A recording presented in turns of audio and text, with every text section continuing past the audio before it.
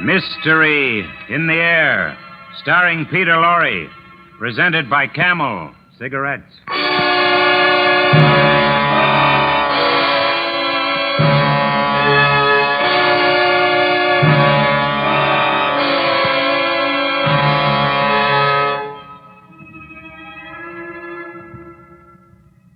All right, men.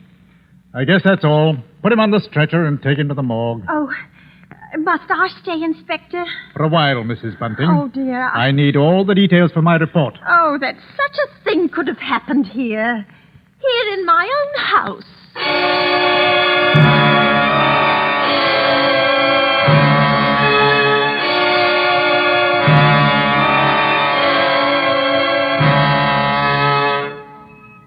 Each week at this hour, Peter Lorre brings us the excitement of the great stories of the strange and unusual, of dark and compelling masterpieces culled from the four corners of world literature. Tonight, The Lodger, by Mrs. Belloc Lowndes. Peter Lorre is the lodger, and Ellen Bunting is played by Miss Agnes Moorehead. Mystery in the Air, brought to you by Camel Cigarettes.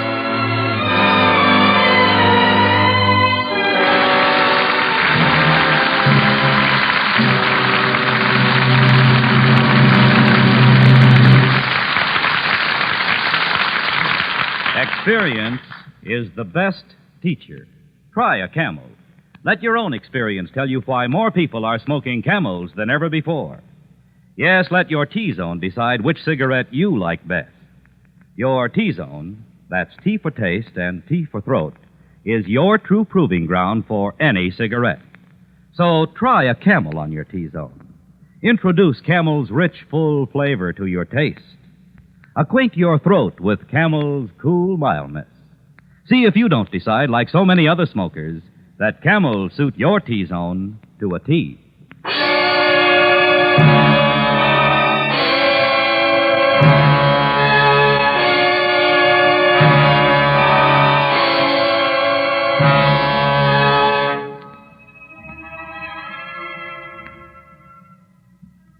Go on, Mrs. Bunting. You said you were looking for a lodger? Yes, Inspector, we had to. But I never dreamed such a thing could happen here, to us. Why, it was only last Tuesday night my husband and I were sitting before our fire reading the newspaper about the latest murder. It was the 5th. By the Avenger. Yes, I remember saying distinctly. Robert, he could be the fellow standing next to you, or maybe the man you bump into. It's a terrible thought. Yes, but it appears to me that the Avenger's too quick for the police. And look here, it says this girl he got last night was like all the others. Pretty blonde, and she'd just come from a music hall, exactly like all the rest of his victims. Oh, what a pity. Ellen, have you stopped to think who fits that description perfectly? Our own Daisy. Oh, shush, what a pretty thought, Bunting. It's a good thing she's with her aunt instead of here. London isn't a safe place for any girl now. Just the same, I can't help thinking how fine it'd be to have her here with us. Well, there's no sense even talking about it. We just can't afford it. I know that, Ellen, but I hope we could manage it some way. How? Haven't I scrimped myself half crazy trying to keep us going? I know, Ellen. Well, don't you go worrying about it. I think we can... Who do you suppose that could be? Could it be someone looking for a room? Oh, I wish it were. Then you could have your Daisy back. Well, I went to the front door, and when I opened it, there stood a man wearing a black cape and hat.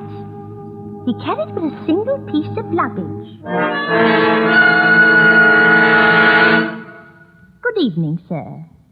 I saw your sign. It says you have a room to rent. Yes, sir. Please, won't you come in? Thank you. Could I take your cape, sir? No, I'm looking for a quiet room. But it should be very quiet. Oh, we have that, sir. Just that. Above all, our house is quiet. Good. Your bag, sir. May I take it? No, just show me the room, please. Oh, yes, sir. It's right up these stairs, sir. This way. You see, sir, there's just my husband and me here, and we're ever so quiet. Mm-hmm. I'm sure you'll find this room to your liking. Well, here we are. Mm-hmm. Yes, I think I like this room. Yes, it is pleasant, isn't it? There's not many rooms with such pretty pictures, now is there? I don't know. Pretty pictures interest me very little. What I like about this room is the simplicity. I like the bareness. Yes, I think I'll take it. What is your name? Mrs. Bunting, sir. All right, Mrs. Bunting, I'll take the room. Oh, yes, sir. And please let me help you with your luggage. No, don't you touch it. Oh, but I only wished to... I know. You only wish to help, Mrs. Bunting. It's just, forgive me. It's just that I'm weary. I'm very tired.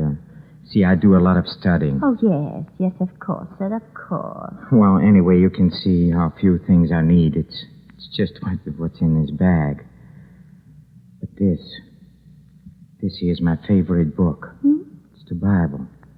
Good book, Mrs. Bunting, isn't it? Oh, yes. Oh, yes, indeed it is, sir. Yes, it says, he brings them to their desired haven. Beautiful words, huh? And now at last I found my haven of rest. Now, Mrs. Bunting, if I pay you 30 shillings a week for this room, that's satisfactory? 30? Oh, why, yes, sir. Yes, sir. That'll be quite all right. My name is Sleuth. Mr. Sleuth? Yes, Sleuth. Sleuth. Think of a hound, Mrs. Bunting, and you'll never forget my name. And here are your 30 shillings. Oh, thank you, sir. Thank you. Would you be wishing anything now? Supper, tea, or... No, nothing. Good night, Miss Bunting. Yes. Good night, sir.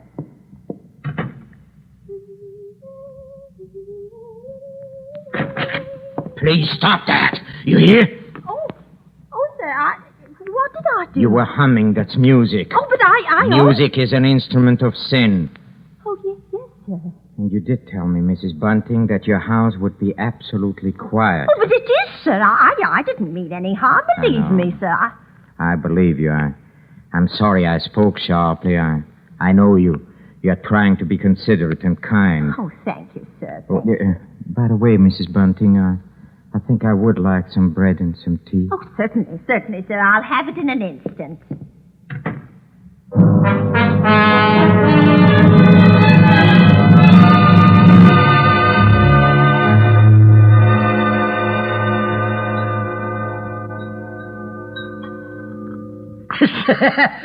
So he took the room, eh, Ellen? Yes. He took the room at 30 shillings a week. Yes, in advance. Oh, hurry now, Bunting. Is the water for the tea hot yet? Yes, what a stroke. Put the bread and the butter on the tray. I'll pour the water. You know, Ellen, it's wonderful. Yes, it is. Do you realize what this means? We can have Daisy back with Yes, us now. I know. Hurry with it now. Hurry. Why, we can have her back with us now, tomorrow. There's the water and the tea, and I guess...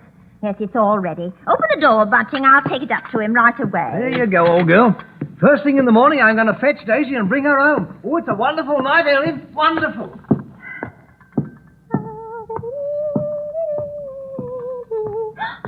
Oh, I mustn't do that. And she has cast down many wounded from her. Yes, many strong men have been slain by her.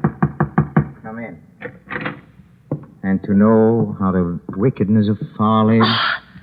Oh, why, Mr. Sleuth, you... Yes? What is it? Those pictures, those pretty girls, you've turned all their faces to Yes, the wall. I've turned them to the wall because they are wicked and sinful. Oh, but, sir, Don't you agree, Mrs. Bunting, that everything wicked and sinful should be purged from the earth? Huh? Yes. Oh, yes, I do. I'm happy to hear that, Mrs. Bunting. Now, if you'll excuse me, I have to leave. Oh, but, sir, here's your tray. Good night, Mrs. Bunting.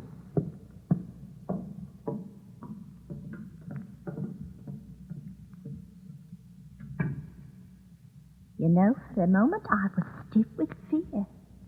I set the tray down. He hadn't so much as noticed the light supper I'd prepared for him and rushed to the window to watch. He came out of our cottage and moved off down the street, his black cape swirling about him. Finally, he was lost in the fog, and I don't know why, but I stared after him for a long, long while. Well, I did the dishes and got ready for bed. I lay there thinking, and it was almost dawn before I had convinced myself that at most he was a trifle odd. And after all, paying 30 shillings, maybe he had a right to his strange ways.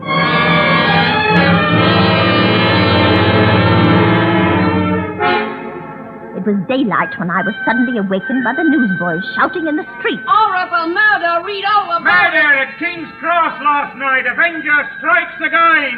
Slowly, I realized what the newsboys were shouting. Horrible murder! Avenger 26 victims! Oh, no! Avenger at work again! Another girl falls victim to a strike! Avenger strikes again!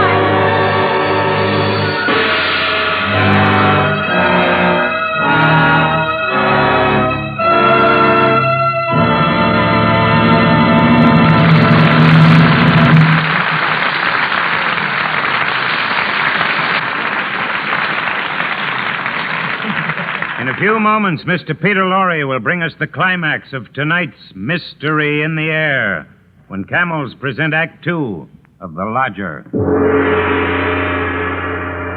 Any sports champion can tell you how true it is that experience is the best teacher. Don Whitfield, for one. He's the world's outboard speed champion, you know.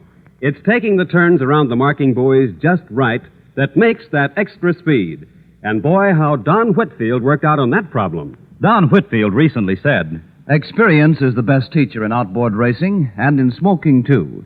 Smoking whatever brands I could get during the wartime cigarette shortage taught me there's no other cigarette like a Camel. And many other smokers had the same experience. Yes, during the wartime cigarette shortage, when people smoked whatever brands they could get, then's when we all compared cigarettes, whether we wanted to or not. And then's when so many people decided that their tastes liked Camel's rich, full flavor, and their throats liked Camel's cool mildness. The result? More people are smoking Camels than ever before. Experience is the best teacher. Try a Camel yourself.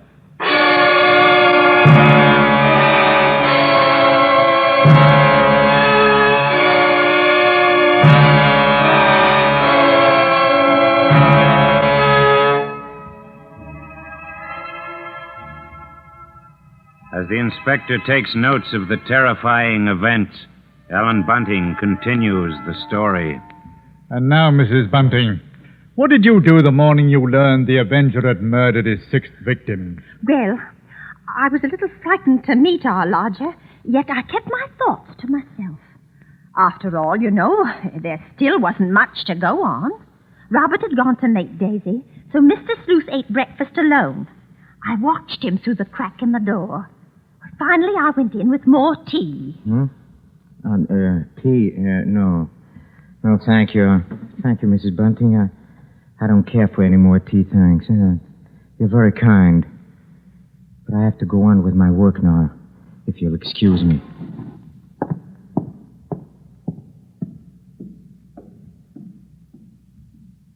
My fear really changed to pity then. Oh, he seemed so helpless and tired. And he was so considerate. This man couldn't be a murderer. It was all a coincidence. Besides, we just couldn't afford to lose that 30 shillings a week.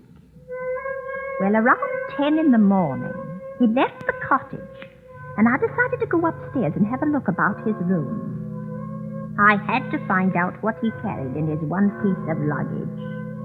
It wasn't a bag. It was more like a case. Yes, a case. A case for a knife. I rushed upstairs, my heart beating wildly at the thought I'd had of the case. No, there wasn't anything in his closet. I went over to the chest of drawers against the wall. Nothing in the top one. In the next one, there was just some socks and some underclothes. The next one was empty. There was only one other place for the small, narrow case. The bottom drawer. And it was locked. I pulled and pulled at it. And then suddenly I heard the front door open downstairs. In a panic, I rushed out of the room and down the hall. Oh, you're upstairs, Ellen? Oh. Look, Ellen, Daisy's here. Oh, thank heaven. Oh, Mother, it's so good to see you. It's so good to be home. Why, whatever's the matter? Yes, you're quite white, Ellen. Oh, I'm all right. I'm all right. It's just that I wasn't expecting you so soon. Well, it's good to be back. The country's all right, but there's nothing like London now, is there? Oh, no. No, that isn't. Well, as long as that Avenger's about, you're going to have something to do to keep this young lady indoors, London or no London. Oh, don't you worry. Mother will see to that. Oh, well, Daisy, I might as well get you settled. You see, Father? What did I tell you? She'll have a dust cloth in my hand before I have my coat on. Mr. Sleuth. Why is my door open? We were just leaving, sir. Have you been in my room? Not at all, sir. From now on, Mrs. Bunting, I shall keep my room locked. But you see, sir, I was just tidying up a bit, and Mr. Bunting, he brought our daughter home. She just arrived. This is Daisy. Pleased to meet you, sir. She's been away for quite a while. That's why we're a bit excited, you might say. You were probably surprised to hear us laughing and carrying on. Yes, I must say I was, but then there are different kinds of joy, are there not, Daisy? Yes, I'm sure there are. Yes. There is the despicable, evil joy of the abandoned, and then there is the divine happiness of the blessed. That's a great difference. You understand that, Daisy, don't you? Why, yes, sir. Yes, Mr. Sleuth. Good, there are so few young women nowadays who do. I'm Mr. Sleuth. You mean a girl's not to enjoy life at all? Not to have any fun? Enjoyment and fun, my child, are the devil's breeding ground. All his implements are there. Pleasure and impropriety. The temptation of music, dancing. Oh, that's crazy. Why, there's nothing I like better than dancing. And I'm not... You like to dance? You know what she was saying, Mr. Sleuth? She's just a child.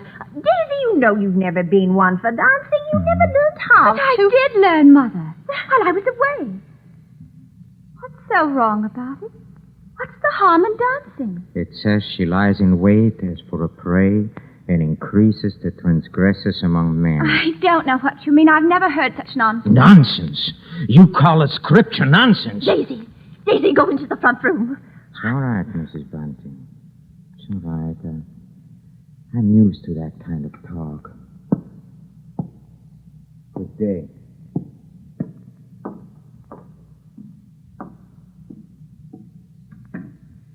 Daisy, yes.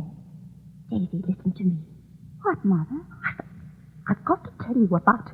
About what? Oh, nothing.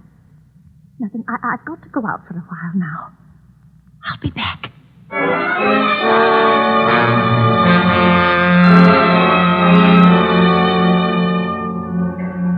For a moment, I was about to tell her my awful suspicions, but I stopped.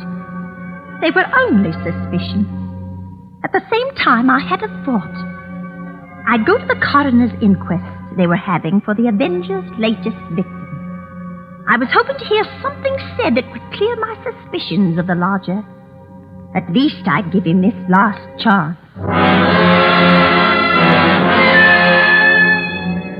A lady was testifying as I took my seat. She'd seen the Avenger from her window, she said. And her description of him didn't tally with Mr. Sleuth at all.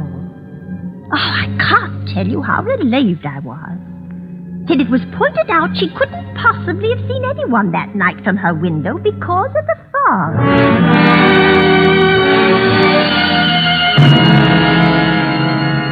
Then the next witness was a Mr. Cannot. I leaned forward anxiously as they swore him in and began asking questions. You say, Mr. Tennant, you're positive that you saw this man? Positive, sir. It was only a few moments before the murder that I saw the Avenger. Describe him. Well, he wore a black cape, I believe, and was very gaunt-looking. And was carrying a small handbag. A handbag? Yes, a small, narrow handbag. Such a one as might contain a knife. A knife? Silence in the court. Proceed, Mr. Carey.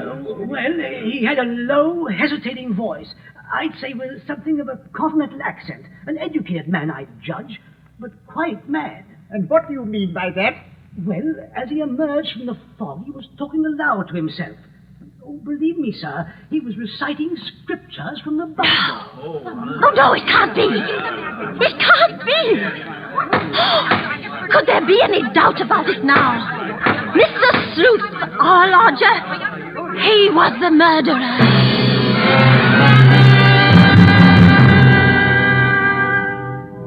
I got out of the courtroom as quickly as I could.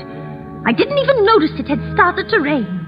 I hardly remember going home, running and walking somehow, while the nightmare of fear and terror grew bigger and bigger inside me. It was 3 streets from our cottage that I saw my husband, Robert. One thought hit me clearly. I realized Daisy must be home alone with the Avenger. Bunting! Bunting! Why, Ellen, what is it? Bunting, where's Daisy? Where is she? Where's Daisy? Why, she's at home. Oh, listen, Bunting, listen. Sleuth is the Avenger. What? What are you saying? Ah, lodger, he's the Avenger. Daisy's alone with him right now. Hurry!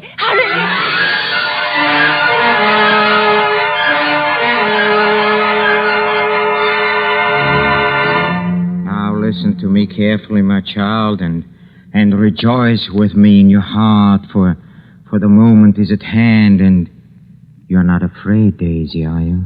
No, I'm not afraid. You're very beautiful, and you should live in the ways of righteousness. You hear me, Daisy? You want to live in the ways of righteousness, don't you? Yes, I do. I know you do. I know, and that is why I've been sent to purge your soul so that you will be elevated beyond all sin and evil. You like to dance, Daisy, don't you? Already 6 have gone on before you, and they are beyond all sin and evil. You're the 7th to be elevated, my child, and my work is almost done for the 7th I've promised at this appointed hour. Be still, Daisy.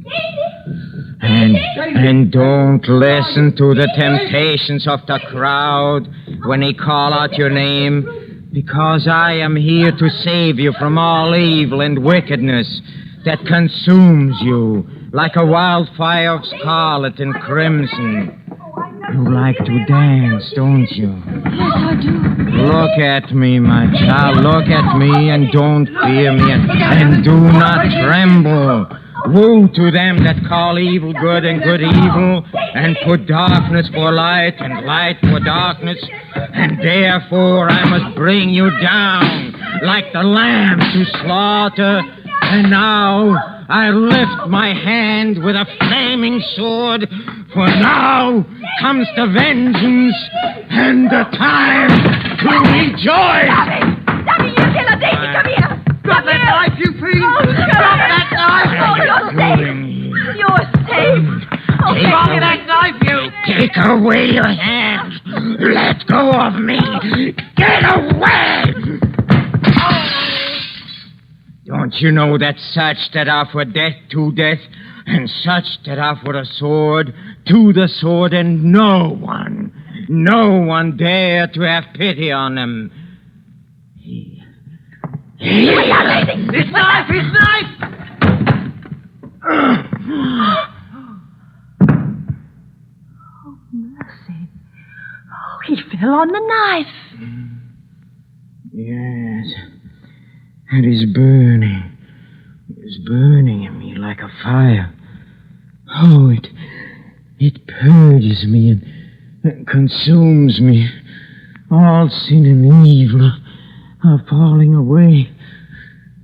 Praise and glory, for it is I who is the 7th.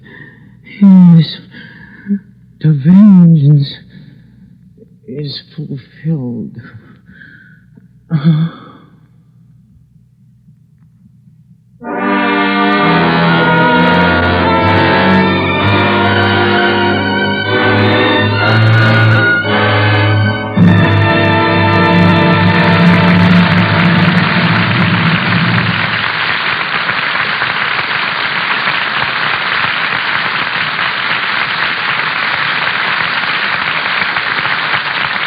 Each week, the makers of Camel cigarettes send free Camels to servicemen's hospitals from coast to coast. This week, the Camels go to Veterans Hospital, Jefferson Barracks, Missouri, U.S. Army Letterman General Hospital, San Francisco, California, U.S. Naval Hospital, Charleston, South Carolina, U.S. Marine Hospital, Ellis Island, New York, Veterans Hospital, Fort Meade, South Dakota. Yes, everywhere more folks are smoking Camels. Many of those Camel smokers are doctors. You know, 3 leading independent research organizations asked 113,597 doctors, "What cigarette do you smoke, doctor?" The brand named most was Camel. According to a nationwide survey, more doctors smoke Camels than any other cigarette.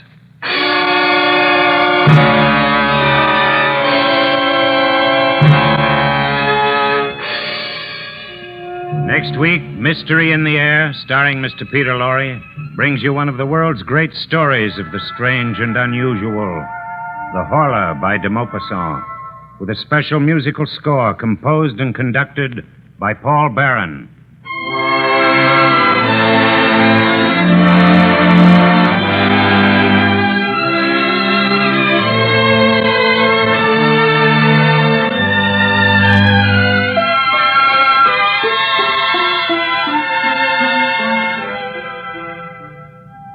Hey there, Mr. Pipe Smoker. Do you know that more pipes smoke Prince Albert than any other tobacco? Well, it's true. So why don't you give PA a try? Prince Albert is specially made for smoking pleasure. It's choice tobacco, specially treated to ensure against tongue bite. Crimp cut to burn slow, smoke cool. See if the extra rich, full flavor of Prince Albert doesn't give you added interest in your pipe. Be sure to listen to Prince Albert's Grand Ole Opry Saturday night for a half hour of folk music and laughter with Red Foley, Minnie Pearl, Rod Brassfield, and the rest of the Opry gang. And as Red's special guest this week, you'll hear Salty Holmes. Remember, Prince Albert's Grand Ole Opry, Saturday night, over NBC.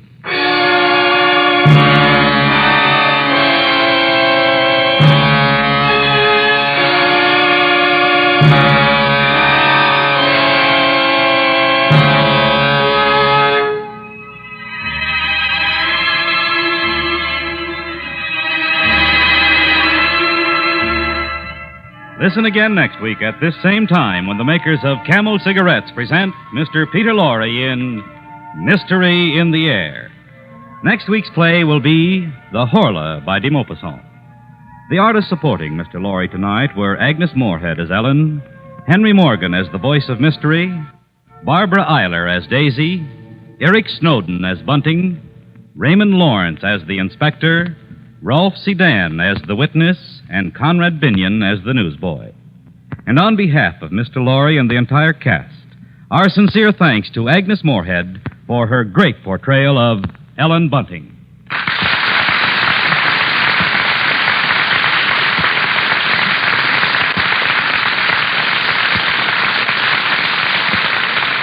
This is Michael Roy in Hollywood wishing you all a pleasant good night for Camel.